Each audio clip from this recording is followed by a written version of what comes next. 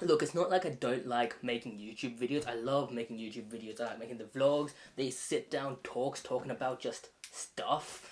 But there's a lot of work that goes into these things. There's got to be a lot of time to plan and film the video. Well, most of the time I just pick an idea and then I start riffing off the top of my head. But I genuinely do have a good idea of what I'm talking about. But the point is, time, effort, a lot of that sort of stuff has to go into these videos. We're not even factoring in editing. Editing is just a whole nother ball game, because then I gotta import, export, and then edit, and then just find the right music, the right.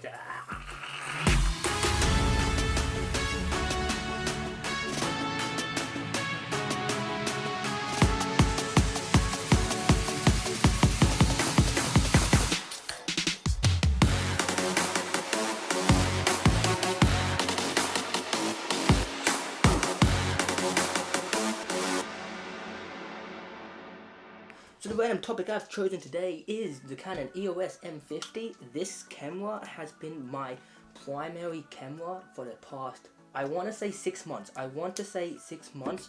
Before then, I was actually using a Nikon. Can you believe that? I was using a Nikon. I still got it. Okay, so this was the camera I was using. This was my first ever proper DSLR camera. If we don't include my iPhone, this was my first camera. And it's a good camera. This camera is great.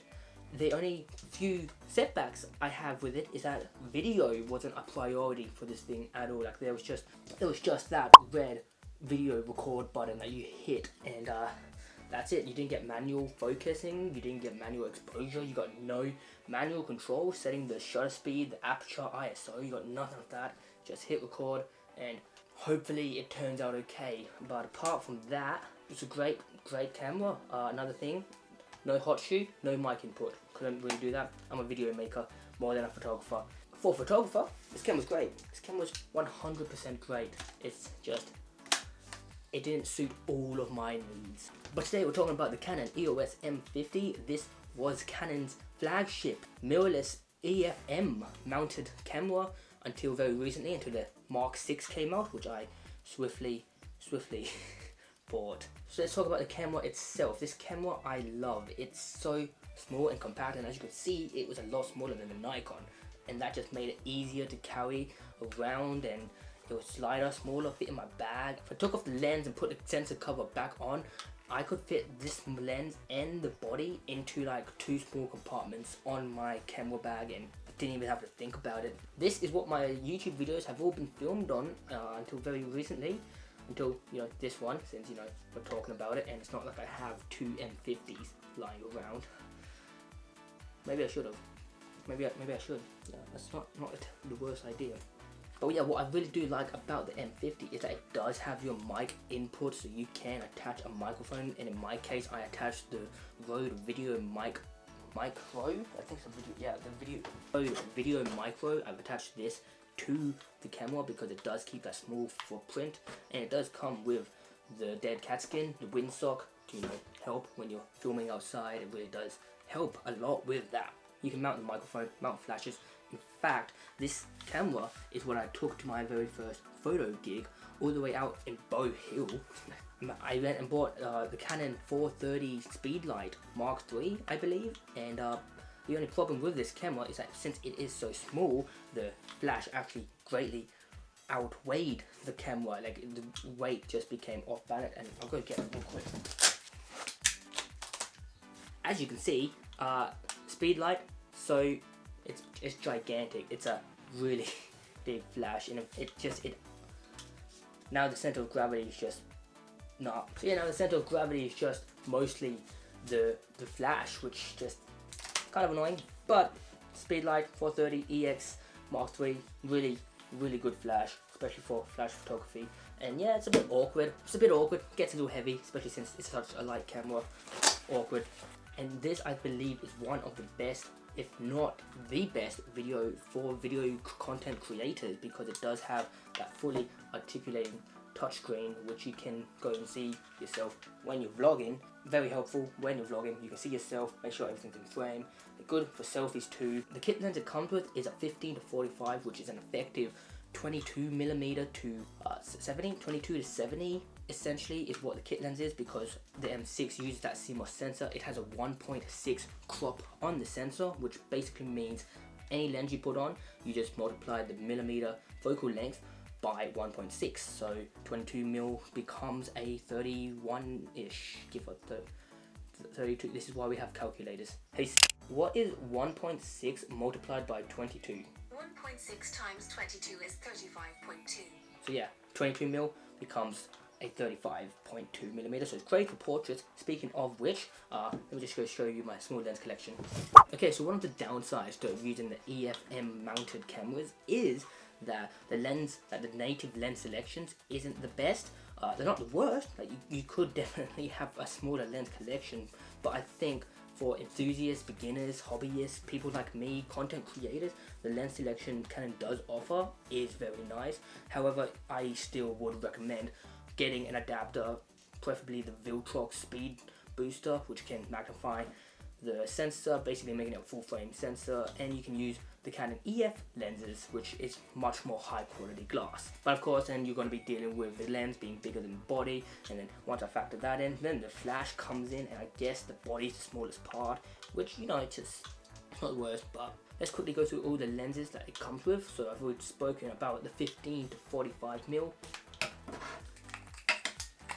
This is the pancake style 22mm lens. It is f2 and it is a prime lens. I'll probably make a video about prime versus zoom. Essentially, to summarize it, zoom lenses can zoom in and out, and also of course you've got your focus wheel. Prime lenses are just the prime focal length that you get. So this is a 22, so effective 35mm. Great for portraits, especially with that f2 aperture. It's also great for getting B-roll because it has that nice shallow depth of field, the fast autofocus.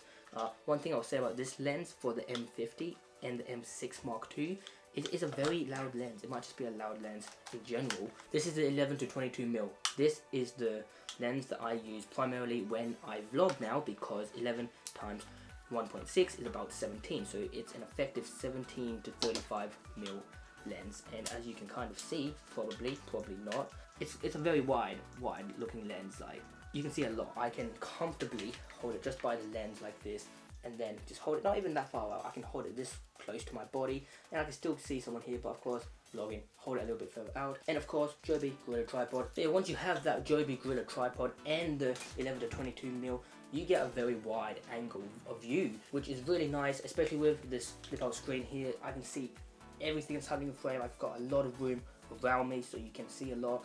And when vlogging, you can just punch in to that 22mm and a little more dramatic, punch in if you need to get like just a quick snip or something. Of course, 17mm, very useful, and of course it's not that much bowing on the edges when you're filming or taking photos for that matter. And yeah, so this is my 11 to 22 or effective 17 to 35mm for the EOS M50. It's a great vlogging lens, and essentially it's just a very useful lens because you get that wide angle, and you can also get that nice normal lens looking feel. Great for portraits, great for landscapes, just a great lens. Probably my go-to lens for the M50. This is the biggest lens that I think this is the biggest lens that is available for the EFM mount lens of cameras. It is a 55 to 200mm, so essentially it's 70 to 300 and something millimeters, I think, give or take, because of that lovely compression that telephoto lenses naturally give. Even at f4.5, which isn't the fastest, isn't the most shallow depth of field, still gives a really nice, creamy, buttery, yummy, delicious bokeh effect. So yeah, that's basically what I want to say. So yeah, that's basically all my lenses that I have for the EFM. I believe that there is only a total of 8 lenses, so 1, 2, 3, 4. I've got half the collection already. Looking at purchasing the EFM 32mm, which is an effective 51.2mm, so essentially a nifty 50 for the EFM camera, because it's also got that 1.4 aperture, which just, yes, portraits, just gonna bang out some portraits with that lens when I get it. Now the great thing about the Canon EOS M50 is that it does shoot 24p, it shoots 30p, 25, 60, all the way up to 120. Granted, the 120 is in only 720p, which is why I got the M6 Mark II, shoots 120, 1080. It's a me thing. I like that buttery smooth B-roll. And something that this camera does do that the newest flagship M6 can't currently do is 24p. However, Canon has said that they are bringing out a firmware update to bring 24p to a whole bunch of cameras, including the M6, so that will be nice, especially when I want to go and do professional videos and make cinematic looking video. But for now, 30 frames per second, I can live with that on the M6. But yeah, great that this does 24p. Something I do kind of don't really like is the grip. It's a very small grip. Granted, it's a small body, but the grip on the M6 is a bit bigger and it feels nicer. Kind of wish the grip was bigger. Takes micro USB, and that's how I have connected my Ronin SC. Speaking of which, the Ronin SC is compatible with the M50. It's not compatible with the M6 right now. Hopefully, firmware update. But yeah, the M50 is just a really great tool. Yeah, it is a tool. The M50 is a really great camera for content creators. So if you want to be a YouTuber or maybe even a photographer, great for photography because it has that built-in OLED viewfinder and a built-in flash if you don't want to go offset it with something like the speed light. This flash is very comparable. It does do great. Like, it's a flash, gets the job done. I only ever really shoot manual and video, so the creative filters I never really use. Don't think I'll ever use it just because I do most of that in post. But yeah, shooting automatic, very great because Canon color science is really good and the dual pixel autofocus is amazing. Oh, that reminds me, actually, this also does shoot 4K. There it be only in 24p. It does do shoot 4K, however, then there is a 2.56 crop factor on the lens, so instead of being a 55, it's now a 156 something lens. I mean, that's cool if you really want that telephoto look, but then that kind of makes the 11mm really redundant since it now becomes a 25mm lens instead of a wide angle 17mm lens. But you know what? That's fine. Also, the dual pixel autofocus doesn't work in 4K, which, you know, it's a bummer. Just you wish it could work. Like, just if it had that dual pixel autofocus, it would be just wow. That it would blow every camera out of the park. It takes the LPE12 battery, so it's a kind of a small battery. I have 3 of them. Like, so I've got 1 in the camera and then 2 backup, just because the battery life isn't the best on this camera. Compromise where you can, and where you can't, just I guess don't. Now, one thing I don't like about this camera, however, is the lack of dials and physical controls. The only problem with this camera is that it's only got the 1 dial here at the very front, which is a really good spot because it's just where my finger naturally rests. Shutter, easy. If I want to change my shutter speed and aperture, I then have to click a button on the back of the M50 and then it switches to aperture, and then I use that dial again, and then if I want to go back to shutter speed, hit the button again, go back to... It's not a big deal, it's just a small thing, but I just wish that they added, like, I don't know, like on some cameras they have a dial here so you can rotate it. Maybe if they just added that, would have made my life a little bit easier. But yeah, apart from that, one small complaint, maybe I've made a few small complaints. It's a really good camera, solid. It is using the DJI sensor, so it is pretty fast, not the fastest, but still a very fast camera. It does have that high speed shooting. Of course, it shoots C-RAW, it shoots RAW images. It can shoot RAW and large JPEG at the same time. Granted, you're probably gonna fill up the space in your camera very fast. But yeah, no, that's essentially the M50. It is a really great camera for YouTubers, creators, anyone. Really, I recommend it 100%. So yeah, that's a quick video. Hopefully it's a quick video. It's probably going to end up being 10 minutes. I'm sorry, I can't help it sometimes. So yeah, that was the M50. I'm going to do a review and comparison with the M6 when I get a third camera site. I'm joking, kind of. No, I'm not. Anyway, that's it. M50, highly recommended for content creators, photographers, anyone really. It's a great jack of all trades camera. Have a good day, morning, evening, night. You're probably going to bed watching this. If you are, good night, I guess. Just cool. Yeah, that's it. Okay, I think I hit every single point. Yeah, I'm pretty sure I hit all the points. Like lens, mounts, adapter, video, great, flip out LCD screen, touch enabled LCD screen. Might I add? Probably didn't add that. It's touch screen. I think all Canon cameras are now touchscreens though, so yeah. So I'm gonna finish. I'm gonna stop.